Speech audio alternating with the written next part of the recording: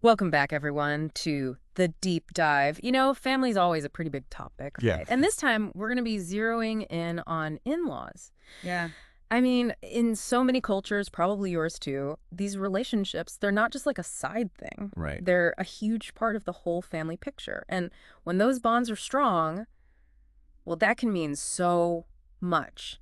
Like, you've got this whole extra level of support, different ways of looking at things, real wisdom sometimes. Mhm. And in the end, it can even make your marriage stronger, wouldn't you say? Absolutely. It's like when you think about it, you're not just marrying one person, you're sort of joining this whole network of relationships. And when those connections are good ones, the benefits that they really do spread out. But okay, let's be honest here. Yeah. It's not always easy, right? I Sure. mean, we've all heard the stories, like maybe expectations clash, how things should be done, or communication just gets kind of bumpy. For sure. And then there's like the whole generation gap thing, right? Different perspectives. Yeah, yeah. So today, that's what we're diving into. We've really gone through a bunch of material to figure out what are the real strategies for building good relationships with your in-laws and keeping them healthy. Yeah, that's it. We're giving you the tools, basically. Mhm. We've looked at a lot of different angles, and what we're aiming for is to highlight things you can actually do, practical steps to navigate all that. So, okay, where do you even start? When you're trying to build a good relationship with in-laws, what's the most basic thing? Well, the research, it all points back to this. Mm. Respect and kindness. Yeah. That's the foundation. I mean, it's not like this is revolutionary advice, right? Yeah. This is how you treat people. Right. But when you're talking about in-laws, where things can be a bit delicate, it becomes super important to just be consistent with that.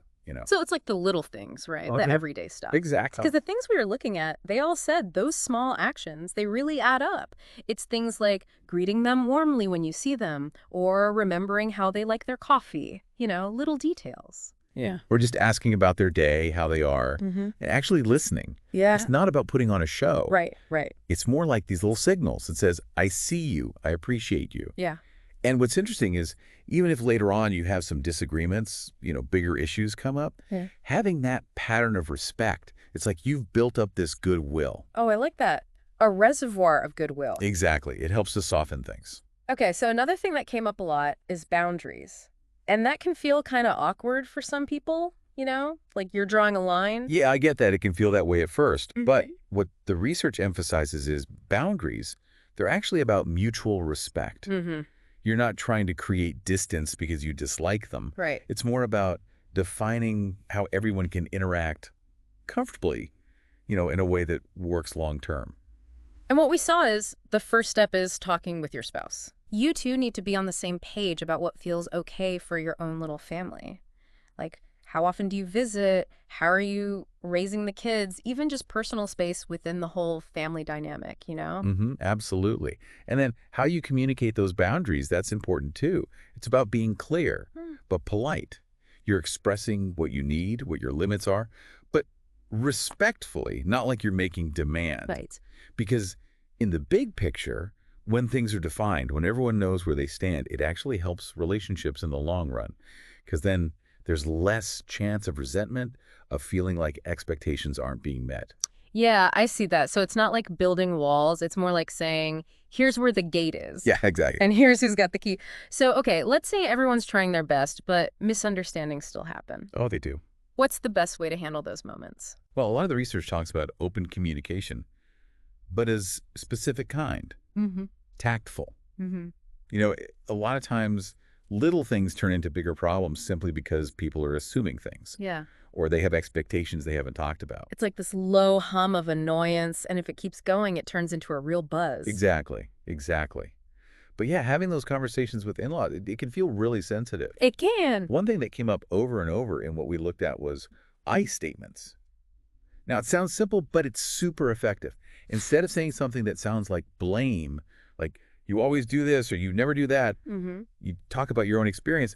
I feel overwhelmed when you're still communicating how you feel, but you're not putting them on the defensive right away. Right, because it's about your experience, not attacking them. Exactly. So, okay, beyond just dealing with problems, how do you actually build those positive connections? Like, make the bonds stronger? One powerful way is to find common ground. When you do things together, shared activities, it creates natural opportunities for positive interaction. Yeah. And those positive experiences, Over time, that's what builds trust. Yeah, and there were some really good examples in the stuff we read, like offering to help with something they enjoy, or showing interest in their hobbies, or Huh. maybe asking for those family recipes that have been passed down, or including them when you're planning a party. Right. It's about finding those shared interests. Mm-hmm. And often it's the small moments, the consistent connection that really strengthens things. Mm-hmm. It shows them you're genuinely interested in who they are. Mm-hmm. Makes sense. Another interesting point that came up was avoiding comparison. That can be tempting, especially when you're figuring out a new family. It is. It is. Mm. But every family is different, right? They have their own history, their own way of doing things, communicating. Right. And if you're holding your in-laws up against your own parents or other families, it's not fair. It sets up expectations that are impossible to meet, and then everyone ends up disappointed.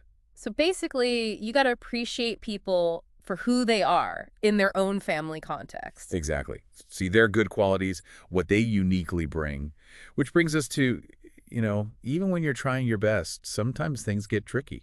Right, because theory's one thing, but real life throws curveballs. Exactly. The stuff we looked at, it talked about some common situations, like let's tackle this one because it comes up a lot. Hmm.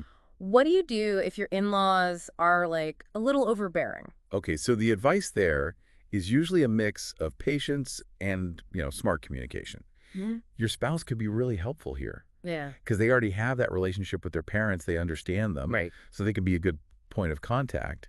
And then gently asserting your independence when you need to. But the key is stay calm and respectful in your approach. Yeah, so your partner is like a buffer, a sounding board. What Mm. about if there are big cultural differences? I mean, that adds a whole other layer of complexity. It does. It does. And in those cases, what's most important is being genuinely curious, Mm. willing to learn, ask thoughtful questions Uh. about their traditions, Mm-hmm. show that you're interested in their customs. That builds bridges. It Yeah. shows respect for who they are. So you're stepping out of your own way of seeing things, trying to see theirs. Exactly. And then, of course, there's the classic Yeah. unsolicited advice. Everyone's got an opinion, right? Yeah.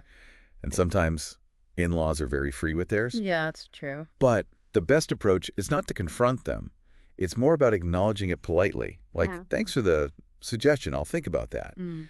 The key is remembering you get to make your own decisions. Mm. Not every piece of advice needs to be followed. Right, you can be grateful but not feel obligated. And speaking of key, we've mentioned it before, but your spouse, they're really the linchpin here in the relationship with their family, I mean. 100%. They're this bridge between you. They get their family's history, how they communicate, all the unspoken things. Yeah. And they need to be actively involved in building good relationships, supporting you if there are conflicts. Like, they're indispensable. So for our listeners, it's about talking to your partner about all this, right? Making sure you're on the same team when it comes to their family. Exactly. Talk openly with them about what you're experiencing, how you see things.